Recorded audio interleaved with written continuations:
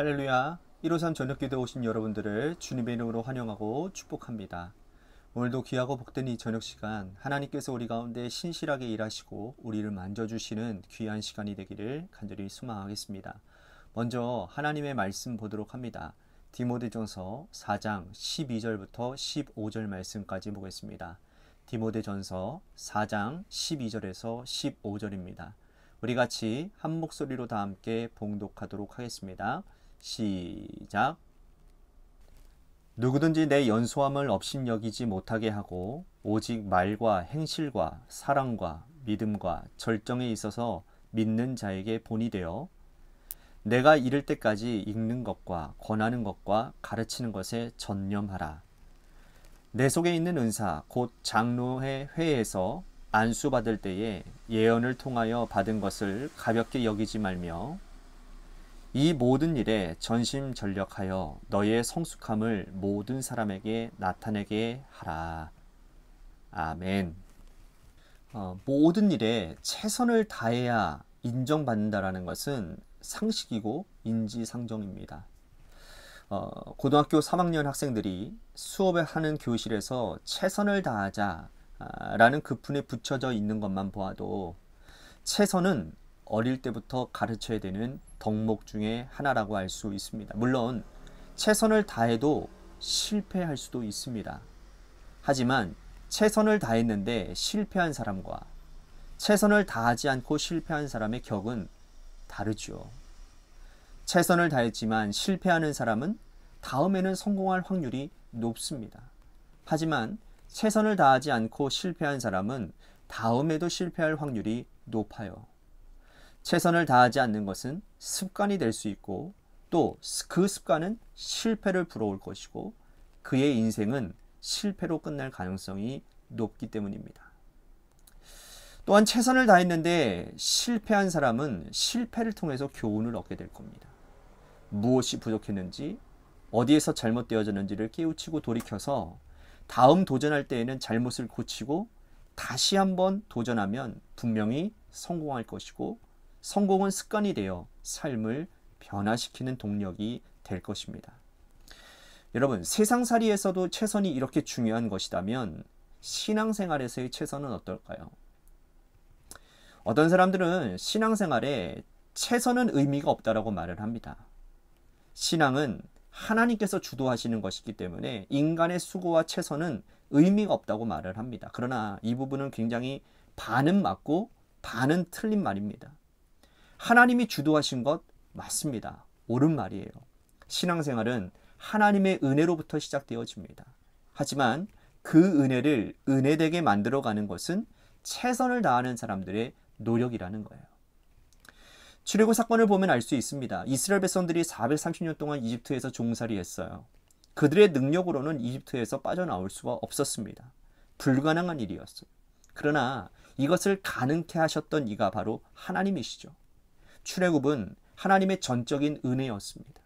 10가지 재앙을 행하시고 또 홍해를 가르시고 이스라엘 백성들을 구원하신 이 사건은 전적인 하나님의 은혜라고 말할 수 있습니다.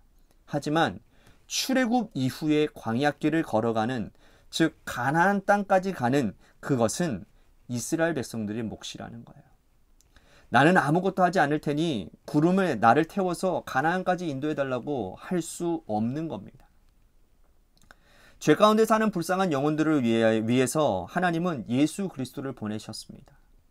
이것은 하나님의 전적인 은혜입니다. 인간이 아무리 노력해도 죄와 사망의 권세에서 빠져나올 수 없습니다. 구원이라고 하는 것은 우리의 노력으로 되는 게 아니에요.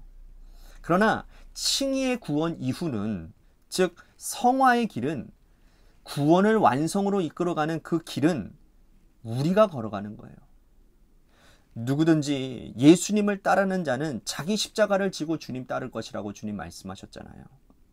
구원은 하나님의 전적인 은혜이니 하나님께 맡겨야 되는 것이지만 그러나 성화의 삶에는 우리의 헌신과 수고가 필요하다는 겁니다. 그런 맥락에서 바울은 디모데에게 전신전력이라고 하는 구체적인 표현을 하며 최선을 다해서 목회할 것을 지금 촉구하고 있습니다. 1절에서 3절 말씀에 보면 디모데가 목회하던 에베소 지역은 이방인 지역이었습니다. 그래서 이곳에는 혼탁한 가르침을 전하는 그런 자들이 많았어요. 그들 중에 어떤 자들은 혼인을 금하고 또 특정한 음식을 먹지 말라라고 합니다. 이러한 혼탁한 세상에서 목회를 하는데 여러분 디모데는 쉽지 않았을 겁니다. 그가 에베소 교회를 목회하기 위해서 선과 악을 매일 분별해야 합니다. 어리석은 성도들이 디모데를 찾아와서 분별해 달라고 부탁했을 거라는 거예요. 그래서 바울은 선악을 분별해야 되는 목자에게 반드시 필요한 것이 있는데 그것이 무엇이냐? 7절 말씀에 보니까 뭐라고 말씀하느냐? 망령되고 허탄한 신화를 버리고 경건에 이르도록 내 자신을 연단하라. 이렇게 말씀을 하고 있습니다. 목회자는 먼저 경건에 이르도록 자신을 연단해야 되는 거예요. 먼저 하나님 앞에서 자신이 바로 세워야 선악을 분별할 수 있고 성도를 가르칠 수 있기 때문이라는 거죠. 사람은요, 영적인 존재입니다. 디모데가 아무리 연소하고 보잘것없어 보여도 그가 경건한 사람인지 아닌지는 성도들이 알아봐요. 디모데가 경건하여 스스로 분별력이 있는 목회자가 되면 성도들을 도울 수 있습니다. 그래서 바울은 디모데에게 경건함으로 너 자신을 연단하라 라고 지금 주문하고 있는 거예요. 이제 바울은 구체적으로 어떻게 연단할지를 설명하고 있습니다. 12절과 13절 말씀을 보시면 디모데가 나이가 어렸던 것 같아요. 그러나 에베소 교회에는 돈 많은 사람, 나이 많은 사람, 세상 경험이 많은 사람들이 가득했습니다. 그런 자들을 영적으로 이끌고 세우기 위해서 디모데가 해야 될 것을 세 가지를 주문하는데 먼저는 읽는 것이고 두 번째는 권하는 것이고 세 번째는 가르치는 거예요. 읽는다라는 것은 하나님의 말씀을 읽는 겁니다. 여러분 목회자의 영성의 뿌리는 어디에서 오는 걸까요? 하나님의 말씀입니다. 하나님의 말씀을 부지런히 읽고 묵상하고 암송하여 말씀이 내 삶이 되도록 가르칠 수 있는 겁니다. 그렇게 살아야 가르칠 수 있는 거예요. 말씀을 읽지 않고 연구하지 않고 어떻게 전할 수 있겠습니까? 말씀을 읽었다면 신방해야죠. 권하는 것은 신방과 상담 사역을 말하는 겁니다. 열심히 신방하고 상담하고 성도들의 삶의 자리를 부지런히 살펴야 돼요. 그리고 대중들을 모아서 가르치는 일들을 열심히 해야 됩니다. 설교하고 성경 공부하고 많은 사람들을 가르치는, 즉 이 세 가지를 통해서 영적인 권위를 인정받을 수 있다라고 바울은 말하고 있는 거예요.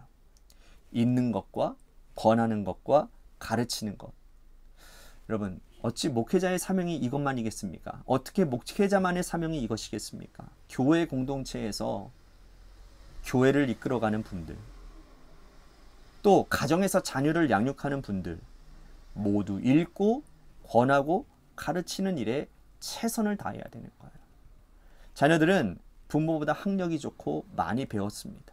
세상 학문에서 뛰어난 자들입니다. 그들에게 부모가 영적인 권위를 가지고 가르치기 위해서는 말씀을 열심히 읽어야 돼요. 말씀을 읽고 묵상하고 가르치고 권해야 됩니다. 그때 부모의 영적 권위가 살아납니다. 부모의 경험과 학벌로 자녀들을 얼마나 많이 가르칠 수 있을까요? 그러므로 우리는 하나님의 말씀을 원천으로 삼아야 됩니다. 바울은 이 일을 전심전력해서 하라라고 권면하고 있다라는 거예요. 디모데가 목회자가 된 것은 하나님의 은혜였습니다. 그는 루스드라 지방에 살았는데 2차 선교 여행에 나선 바울에게 선택받아 목회자가 된 사람이에요. 여기까지는 전적인 하나님의 은혜였어요. 그러나 좋은 목회자가 되는 것은 전심전력함으로 이루어 간다라는 것이죠. 하나님이 빚으시는 손길 아래 자신을 내어드리고 읽고 권하고 가르치는 일에 전심전력해야 하나님의 마음에 합한 목회자가 될 수 있는 겁니다. 하나님께서는 우리를 성도로 부르시고 또 이 자리에 여러분들의 삶의 그 부르심의 자리에 세워주신 그것은 하나님의 전적인 은혜예요. 하지만 우리가 하나님의 손길로 빚어지고 더 훌륭한 믿음의 자녀가 되는 것은 전심전력에 달려 있다라는 거예요. 오늘도 여러분 읽고 권하고 가르치는 일에 최선을 다해서 전심전력하시기를 바랍니다. 그리하여 하나님의 영광과 뜻을 세워가시는 믿음의 백성들이 다 되시기를 주님의 이름으로 간절히 축복하겠습니다. 오늘 말씀 생각하면서 우리 같이 기도했으면 좋겠습니다. 은혜와 최선을 구분하여 전심전력하기를 원하는 사람들이 되겠습니다. 또한 좋은 성도가 되기 위해서 전심전력하겠습니다. 우리 같이 이 말씀 듣고서 우리 같이 결단한 부분을 가지고 기도의 자리로 나아가겠습니다. 또한 교회를 위해서 우리 간절히 기도했으면 좋겠습니다. 하나님의 마음에 합한 사람들 한 사람 한 사람들이 일어나서 주님의 교회가 교회다워지는 역사가 있게 하시고 성도들의 삶이 성도다워지는 역사가 있는 그러한 교회가 되도록 인도해 주시옵소서. 또한 재개발 가운데 놓여져 있는 교회를 위해서도 간절히 기도해 주시고요. 또한 육신의 질병으로 고통당하시는 분들과 여러분들의 삶의 자리와 여러분들의 자녀들을 위해서 기도하시다가 이 시간 돌아가시기를 바라겠습니다. 노래 끝날 때까지 우리 같이 합심하여 기도하도록 하겠습니다. 기도하시겠습니다.